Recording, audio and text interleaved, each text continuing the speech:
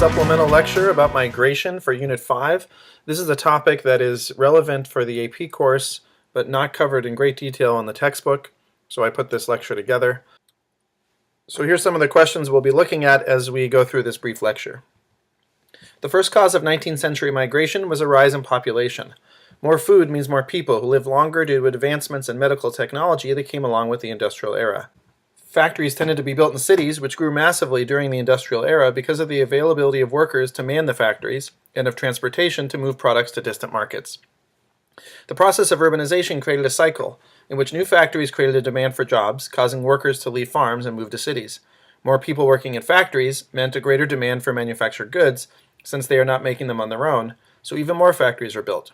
This caused a cycle of labor migration, both within countries and across oceans. For instance, many European workers moved to the United States in the late 19th century to work in factories. There are several types of migration. The first is voluntary. This is the process I described in the previous slide. Market economics created a desire for workers to move to cities in hopes of finding a better life. The second type of migration is forced labor, which continued in various forms throughout the 19th century. You have studied most of these already, though convict labor is a new feature, as European nations such as Britain sought to populate their colonies with workers. Forced labor is an excellent example of a continuity, as elite classes continue to find ways to exploit workers to maximize profits even after the slave trade was abolished. For instance, California had a large population of indentured laborers from China, who, among other things, built the railroads here. Finally, we have seasonal migration, in which workers move temporarily for work, returning home when the work is no longer available. This is the most common in agricultural labor because of the seasonal nature of crops. Picking pineapples in Hawaii would be an example of this type of labor, which was only possible due to industrial-era advancements in transportation, such as the railroad and steamship. This made the journey fast and cheap enough that it was worth making the trip back and forth. This map here shows some of those migration patterns. I was thinking of Japanese workers migrating to Hawaii here for the example that I gave of picking pineapples, and you can see that there's some pretty long distance migration happening, and again, that's typically due to advancements in technology such as the steam engine. There were some lasting effects of this labor migration, as shown here. To a certain extent, the process helped advance the progression of gender equality, affirming the persistent statements of feminists that women could perform the same work as men. Labor migration had a cultural effect as well. Workers who migrated brought their own cultural traditions with them and tended to settle in areas with similar demographics. The process also contributed to a globalization of culture, creating neighborhoods such as Little Italy in San Diego, or Chinatown in San Francisco, shown in the picture here.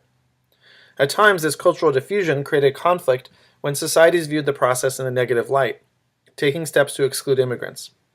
An example is a law passed in the United States at the end of the 19th century setting limits on how many Chinese laborers could immigrate each year. This law was repealed, but serves as an example of the challenges of globalization of culture. Next, you'll use the reading and Canvas under Chapter 20 to answer these questions. You are responsible for the information on this week's test. You'll be looking at a map to find some patterns of migration, and then you'll also do your own analysis of the reading. It's about 2 pages from a different textbook, and help you to focus in on this important consequence of global industrialization. That's it for the migration lecture. Happy reading.